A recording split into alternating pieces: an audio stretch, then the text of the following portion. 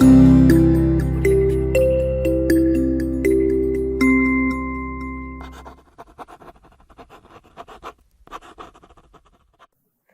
students, welcome to biology class. Today we're going to start a new chapter, biodiversity. So chapter number 15, okay. So what is this biodiversity? In other terms, we will be calling that as biological diversity. So here itself, the term itself, we will be knowing that it includes all the living organisms. See, diversity, the term refers to the variations. If you choose one area, okay, particular area, so there will be like lot number of species like a plant, animal, fungi, bacteria, so everyone, yes or no? Yeah. So every organisms, each adapted to a particular living organisms in a particular area. So that is called as biodiversity. So today we will be going to discuss more about biodiversity and species diversity in detail. Students, before starting this session, we will be having a short recap session.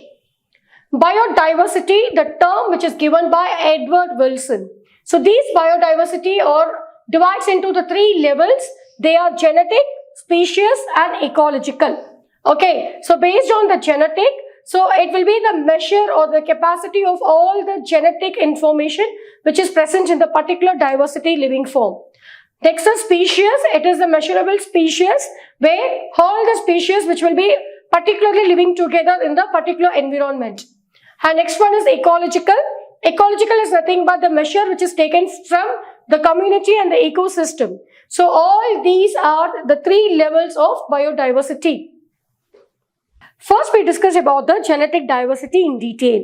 See, genetic diversity is the measure of variety in genetic informations contained into the organism. It enables a population to adapt to its environment. Okay, so that's all about genetic environment, that is genetic diversity. So next one is species diversity. It is a measure of the variety of species and the relative abundance present within a region. For example, okay, Western Ghats, if you take the Western Ghats, they have a greater amphibian species in a particular area. So that species diversity will not be seen in Eastern Ghats. Okay, so that will be the example for species diversity. So next we move on to the ecological diversity. It is the measure of diversity at community and ecological levels. Already I said this point. So they represent the local, unique habitat and regional components of the species diversity. For example, ecological diversity is greater in India due to large number of ecosystems like desert ecosystem, rainforest ecosystem, coral reef ecosystem, wetlands, estuaries and alpine meadows. So this way the ecological biodiversity will be categorized. So next we move on to the importance of species diversity to the ecosystem. Okay, so the ecologists believe that communities with more species tend to be more stable than those with less species. So that definition which is given by and confirmatory message which is given by David Tillman. Okay, so what was the message from the David Tillman? Ecologists believe that communities with more species tend to be more stable than those with less species. Okay, so that was a message given by David Tillman. So what are the characteristics of a stable community? So the first one, productivity should not vary too much from year to year. So this will be the first point. Second point, it should be resistant to occasional natural and man-made disturbance. Third point, it should be resistant to invasion by alien species. So these are the three characteristics to maintain the stable community. And next point is about importance of biodiversity for survival of species can be explained by Rivett-Popper hypothesis. It's very, very important one. Rivett-Popper hypothesis. Okay. Rivett-Popper hypothesis. Okay, it is used by Stanford ecologist Paul Ehrlich. See, they actually given the theory like they were considering the airplane and the river. Okay, so the airplane as an ecosystem and river as the species. So in an airplane, that is an ecosystem, or all parts are joined together using thousands of rivers. So that will be considered as a species. Okay, so in an ecosystem, there will be the thousands of species present. If every passenger traveling in it start popping rivers to take home, okay, that is causing a species to become extinct. So it may not affect the flight safety, but the proper functioning of the ecosystem initially, but as more and more rivers are removed, the plane become dangerously weak over a period of time. Okay, see, so this hypothesis assumes the ecosystem to be an airplane and the species to be the river joining all parts together. If every passenger pops a river to take home, so that is the river take home, that is will be like resulting in species extinct. You just consider like that. It may not affect the flight safety initially. So it might be what? The proper ecosystem functioning will be maintained. But with time, as more rivers are removed, the plane, that is the more species are removed, what happen? The plane become dangerously weak and fatal to the life of other species. So same like that. If in the ecosystem, the particular species was removed, what happened? So the ecosystem will be in danger list. Okay, ma. So that is about the river popper hypothesis. So next we move on to the species area relationship, which is given by German naturalist and geographer Alexander von Humboldt. Observe that within a region, species richness is increased with increasing explored area, but up to a limit. Okay, so the relationship between the species richness and area for a wide variety of taxa, like for example, the vascular plant, birds, bats, and freshwater fishes appear to be a rectangular hyperbola. On a logarithmic scale, the relationship in a straight line, when you describe it, okay, so this will be the following equation to maintain. Log S equal to log C plus Z log A, where S will be the species richness, A is the area, Z is the slope of the line, and C equal to the y-intercept. So the value of Z lies in the same region. So the range between from 0.1 to 0.2 for the regardless of the taxonomic group or the region of the particular area. However, the analysis in a very large area like the whole continent, okay, will be like, see, if it is the whole continent gives a value, Z value, the ranges from 0.2 to 1.2. So now here you can see the species area relationship on log scale, the relationship become linear. So this will be the graphical representation to identify the species richness and area. So here the calculation part will be log S equal to log C plus Z log A. So moreover, we will be getting the analysis from the range 0.2 to 1.2 when you do these calculations. Next topic is about loss of biodiversity. So it is caused by overpopulation, urbanization and industrialization. So these are the three causes for the way we will be losing the biodiversity. The colonization of tropical Pacific island by human has led to the extinction of more than 2,000 species of native birds. 15,500 species are facing the threat of extinction worldwide. At present, 31% of gymnosperm, 32% of amphibian, 12% of bird species and 23% of mammals, okay, face the threat of extinction. Some recently extinct species are dodo, quagga, thylacine, Stella sea cow and 3 tiger species. Okay, what are they?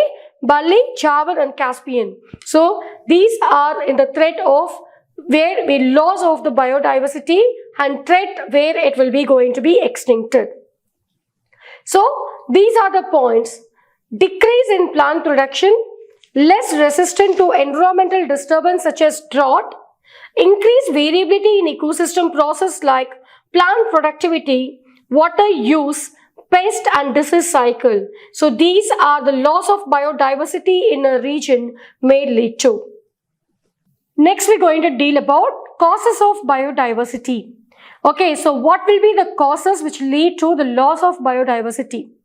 So there are 4 major causes of biodiversity loss. So these are also known as evil quadrant. So these are the 4. What are they? Habitat loss and fragmentation, overexploitation, alien exotic species invasion and co-extinction. Now we're going to discuss each one by one. First one, habitat loss and fragmentation. See, the destruction of habitat is the primary cause of extinction of species. The tropical rainforest initially covered 14% of the land surface of the earth. But now when you survive now, the cover area will be like 6% of land area. Next one, the Amazon rainforest, we will be calling that as the lungs of the planet, but now is being cut and cleared for cultivation of soya beans and for conversion into the grassland for raising beef cattle. Because of these, we will be losing our biodiversity. When large-sized habitat are broken or fragmented due to human settlement, building of road, digging of canals, etc. So this will be like result in the cause of biodiversity where we can lose our biodiversity. The population of animals requiring large territories and some animals with migratory habitat declines. So that's all about habitat loss and fragmentation. Next we move on to overexploitation. When biological system is overexploited by man for the natural resource, it results in degradation and extinction of the resources. For example, as we discussed before, the Amazon rainforest, see, we will be considering as the lungs of the planet because so from there only we will be getting a lot of oxygen for the respiration process, because there will be like large variety of trees which is present. But the man, for his purpose, so they cut all the trees and clear the area for the cultivation. Okay, so what happens? So there will be like the over-exploitation done by the man. So next example will be Steller sea cow, passenger pigeon and many marine fishes are over-exploited. So third one is about alien, that is the exotic species invasion. Some alien species when introduced unintentionally or deliberately become invasive and cause harmful impact, resulting in extinction of indigenous species. For example, Nile perch, a large predator fish when introduced in Lake Victoria, caused the extinction of ecological unique species of kinglet fish in the lake. Next one is about invasive weed species like Parthenium, carrot grass, lantana and Ecordnia. Ecordnia water hyacinth you can see in every lakes.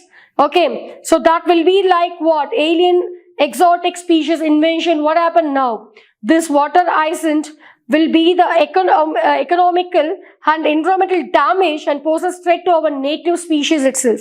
Introduction of African catfish, Clarius grapinus, for aquaculture purposes posing a threat to the indigenous catfish of Indian rivers.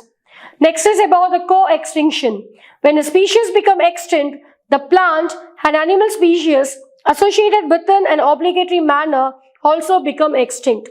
For example, if the horse fish species become extinct, all those parasites exclusively depend on it will also become extinct. In plant, pollinator mutualism also shows the extinction list of one result in the extinction of the other. What is biodiversity conservation? Biodiversity conservation is the protection and management of biodiversity to obtain resource for sustainable development. So what are the three main objectives to protect our biodiversity? They are to preserve the diversity of species, to sustainable utilization of species and ecosystem, to maintain life supporting system and essential ecological process. So the reason behind the biodiversity conservation are narrowly utilitarian argument, broadly utilitarian argument and ethical reason. See, if you see the ethical reason, there are thousands of plants, animals and microbes on this earth which are not useless. Everyone has some instinct value even if it is not of any economic value to us. It is therefore our moral duty to ensure well-being of all the living creatures for the utilization of future generation.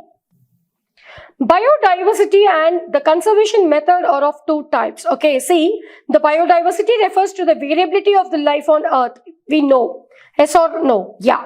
So it can be conserved in the following ways by in situ conservation and ex situ conservation. What is this in situ conservation? of biodiversity is the conservation of species within their natural habitat. In this method, the natural ecosystem is maintained and protected. The in situ conservation has several advantages. Following are the important advantages of in situ conservation. See, it is a cost-effective and a convenient method of conserving biodiversity in a large number of living organisms can be considered simultaneously. For example, the biodiversity hotspot will be considered in situ conservation, that is on-site conservation. So these are regions of high levels of species richness and high degree of endemism. Endemic species or species confined only to a limited region. They are 34 hotspots in the world. In India, the 3 hotspots are Western Ghat and Sri Lanka and Indo-Burma and Himalaya. So these reduce mass extinction by 30%. So next is about the national park, wildlife sanctuaries, biosphere reserves, all comes under in situ conservation. See, if you say the national park, so these are small reserves maintained by the government. Its boundaries are well demarcated and human activities such as grazing, forestry, habitat and cultivation are prohibited. So when you consider the wildlife sanctuaries, so these are the regions where only wild animals are found.